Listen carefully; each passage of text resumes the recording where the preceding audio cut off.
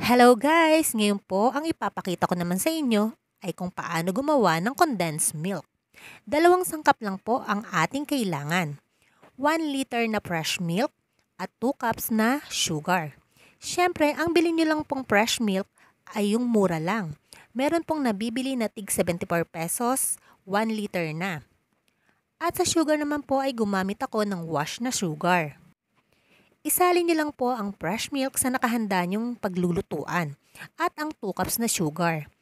Haluin lang po hanggang sa matunaw ang sugar at hayaan niyo lang pong kumulo. Haluin niyo lang po paminsan-minsan at pagkailangan. Mga 30 minutes ko lang po ito niluto sa medyo mahinang apoy. At pag ganito na po ang texture ay okay na. Isasalin ko na po sa nakahanda kong lagayan at palalamigin. At ang naubos ko nga lang po pala dito ay 94 pesos. At nakagawa na ako ng 500 grams na condensed milk. Nakakatuwa lang po dahil napakadali lang po palang gawin ng condensed milk. Kaya ginawan ko po ng video para ma-share sa inyo.